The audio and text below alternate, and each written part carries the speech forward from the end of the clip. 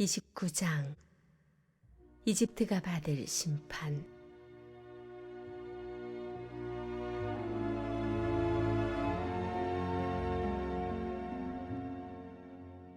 열째 해 열째 달 12일에 하나님의 메시지가 내게 임했다.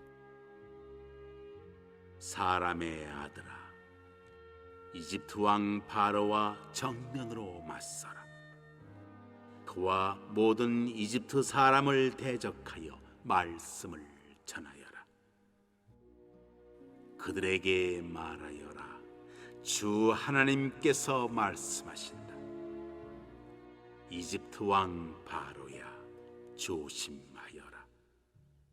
너 나일강에 축 늘어져 어슬렁대며 나일강은 내 것이다, 내가 만들었다고 떠드는 늙은 용아, 너는 내 원수다. 내가 네 턱을 칼고리로 꿰을 것이다. 나일강의 물고기들이 다 네 비늘에 달라붙게 만들 것이다. 내가 너를 나일강에서 끌어올릴 때 네 비늘에 붙어있는 물고기들도 같이 따라오리라. 네 비늘에 붙어있는 나일강 물고기들도 같이 사막으로 끌고 가겠다. 너는 거기 허벌판에 내동댕이 쳐진 채 내리쬐는 태양 아래 썩어가며 들짐승과 공중 나는 새들의 먹이가 될 것이다. 이집트에 사는 모두가 내가 하나님인 줄 알게 될 것이다. 이스라엘에게 너는 갈대 지팡이에 불과했다. 그들이 잡으면 부서져 손에 상처를 입혔고, 그들이 기대면 부러져 그들을 나자빠지게 했다. 주 하나님의 메시지다. 내가 전쟁으로 너를 칠 것이다. 사람이든 짐승이든 모두 없애고 나라를 텅 빈 광야로 만들 것이다. 사람들은 그제야 내가 하나님인 줄 알게 될 것이다. 네가 나일강은 내 것이다, 내가 만들었다고 떠들었으니 내가 너와 네 강들을 대적한다. 내가 북쪽으로는 믹돌로부터 남쪽으로는 수에네와 에티오피아 국경선에 이르기까지 이집트 전 지역을 텅 빈 황무지로 바꾸어 놓으리라. 사람 하나 보이지 않고 지나다니는 짐승 하나 없을 것이다. 그곳은 40년 동안 텅 빈 사막으로 있을 것이다. 내가 이집트를 황무한 땅 중에서도 가장 황무한 땅으로 만들 것이다. 40년 동안 그 토성은 황폐한 곳 중에서도 가장 황폐한 곳으로 남을 것이다. 내가 이집트 사람들을 사방으로 흩어버리고 여기저기 포로로 잡혀가게 할 것이다. 주 하나님이 말한다. 그러나 이것이 그의 최후는 아니다. 40년이 지나면 내가 그 흩어졌던 곳에서 다시 이집트 사람들을 모을 것이다. 이집트를 회복시킬 것이다. 나는 오래전 그가 시작되었던 곳 바드로스로 그를 다시 데리고 갈 것이다. 거기서 그는 처음부터 다시 시작할 것이다. 그러나 계속 바닥을 기기만 할 뿐 나라 비상하지는 못할 것이다. 다시는 강대국이 되지 못하고 다시는 이스라엘이 의지하고 싶어할 만한 나라가 되지 못한 채 이제 이스라엘에게 이집트는 과거의 죄를 기억하게 하는 나라로만 존재할 것이다. 그제야 이집트는 내가 주 하나님인 줄 알게 될 것이다. 27째 해 첫째 달 첫째 날에 하나님의 메시지가 내게 임했다. 사람의 아들아, 바빌론 왕 느부갓네살이 두로를 치느라 군대의 힘을 다 소진했다. 그들은 뼈가 휘도록 고생했으나 소득이 없었다. 그러므로 주 하나님이 말한다. 내가 바빌론 왕 느부갓네살에게 이집트를 내주려 한다. 그가 이집트의 재물을 노략질하고 그곳을 싹쓸이할 것이다. 그 약탈물로 군대에게 보수를 지급할 것이다. 그는 여러 해를 보수도 없이 나를 위해 일해왔다. 내가 그에게 주는 보수는 이집트다. 주 하나님의 보고다. 그때에 내가 이스라엘에 새 희망을 일으킬 것이다. 해방의 날이 도래할 것이다. 내가 너 에스겔에게 담대하고 확신에 찬 말을 주어 외치게 할 것이다. 그제야 그들은 내가 하나님인 줄 알게 될 것이다. 1절로 6절 상반절입니다. 아홉째 해 열째 달 열째 날 바벨론 군대가 예루살렘을 에워싸게 열째 해 열째 달 열두째 날 주전 587년 1월 7일입니다. 예루살렘이 포위당한 지 대략 1년이 지난 후가 됩니다. 양식이 떨어지고 성의 멸망이 급박한 상태에 들어갔을 때 애굽에 관한 예언이 주어집니다. 에스겔은 애굽의 개입에 소망을 두고 버티고 있던 자들에게 애굽의 멸망을 선포합니다. 애굽의 예언은 예루살렘의 어리석음과 헛된 소망을 고발하는 말씀입니다. 여호와께서 애굽의 바로 왕을 나일강 한가운데 누워있는 악어로 지칭하시며 그의 멸망을 선포하십니다. 바로의 신적 교만이 그를 멸망에 떨어뜨립니다. 바로는 자신이 자신을 위해 애굽의 생명줄인 나일강을 만들었다고 말합니다. 애굽의 생존과 번영이 자신에게 의존한다고 교만을 떤 것이죠. 신적 지혜를 주장하며 신의 자리에 앉으려다가 땅바닥에 내침당한 두로 왕처럼 애굽의 바로도 신적 권위와 지위를 탐하다가 심판을 받습니다. 나일강의 악어가 괴물과 같은 무서운 존재지만 악어 사냥꾼이 여호와시라면 물고기 한 마리에도 못 미칩니다.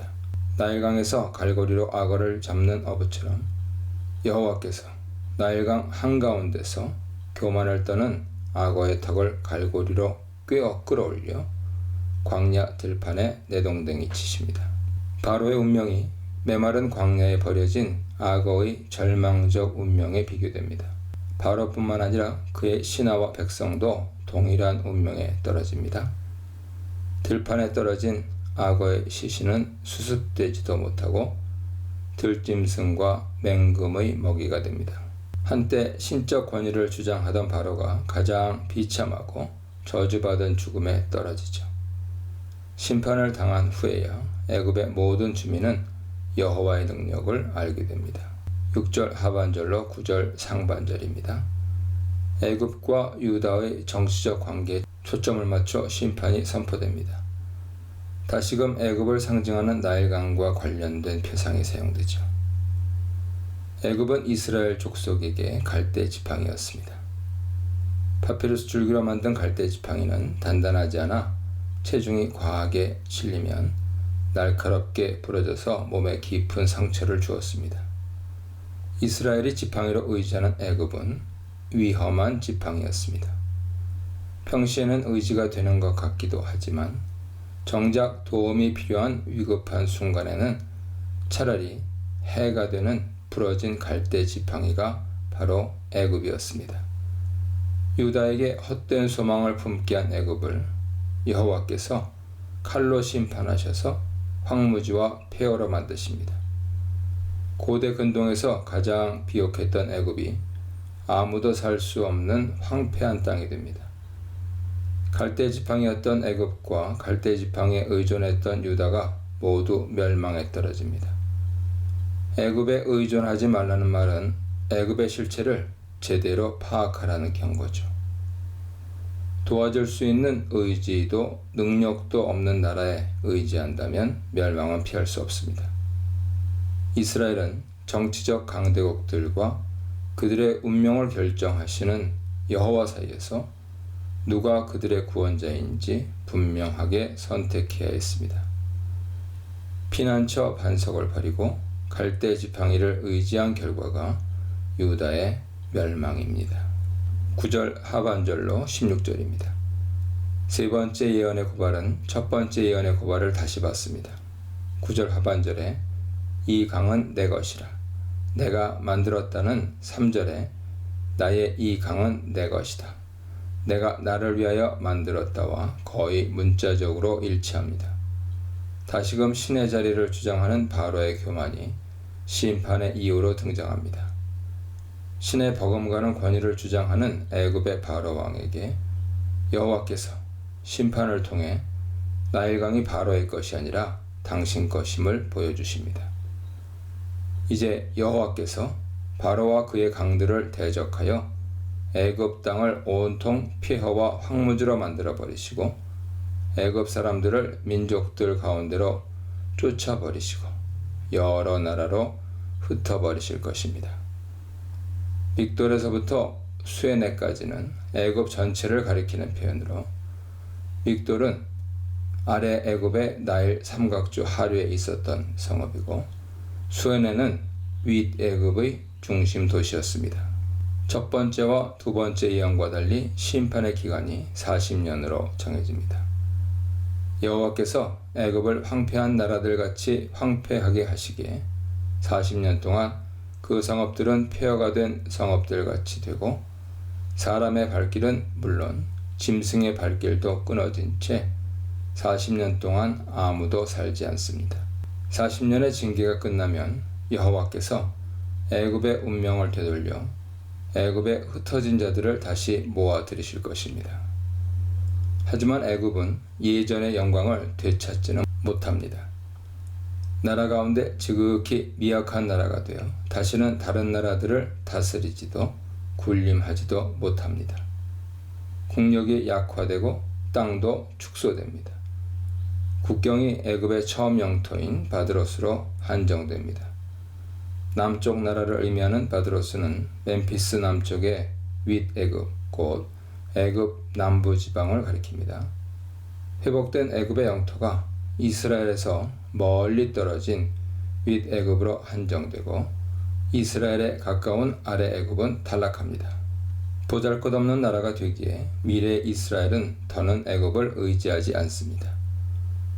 애굽은 다시는 이스라엘 족속의 의지가 되지 못하리니 그들은 이스라엘 족속이 자기에게로 향할 때 죄악을 기억하게 해줄 것이다. 애굽의 역할이 갈대 지팡이에서 과거의 죄악을 상기시켜주는 역할로 바뀝니다. 다른 나라들은 완전한 멸망으로 끝나는데 애굽에 관해서는 멸망 이후의 회복까지 내다봅니다. 어떤 이유에서 유다와 같은 40년의 징벌 기간이 애굽에 선고됐는지는 알 수 없습니다. 유다에 대한 애굽의 역할을 일부분 긍정적으로 인정해 주었기 때문일까요? 4장 6절 참조하세요. 17절로 21절입니다. 에스겔의 마지막 선포에 속하는 27째 해 첫째 달 초 하루에 주어진 이 예언은 두로의 완전한 멸망을 선포했던 이전 예언을 보충해 줍니다. 바벨론 왕 느부갓네살은 13년 동안 두로를 공격했지만 점령하지는 못했습니다. 두로는 굴복했지만 파괴되지도 않았고 주민들도 포로로 끌려가지 않았습니다. 바벨론 군대는 머리털이 빠지고 어깨가 벗겨지는 수고를 했지만 상응하는 대가를 받지 못했습니다. 성을 점령하지 못했기에 전리품도 약탈물도 없었습니다. 바벨론 군대의 수고에 대한 대가로 여호와께서 두로 대신 애굽을 주기로 약속하십니다. 두로에서 충분한 전리품을 얻지 못한 바벨론 왕 느부갓네살과 그의 군대에 애굽이 보상물로 주어집니다. 20절에 그들의 수고는 나를 위하여 함인지은 다시금 바벨론 왕 느부갓네살의 두로 침공이 여호와의 뜻이었음을 보여줍니다. 두로의 멸망이 여호와의 결정이었지만 그 사이에 그분의 계획이 변경됐음을 시사해 줍니다. 두로 예언의 미성취는 에스겔의 예언자적 권위에 심각한 상처를 입혔던 것 같습니다. 21절에 나는 또 내가 그들 가운데서 입을 열게 하리니는 공경에 처한 에스겔에게 주시는 말씀입니다.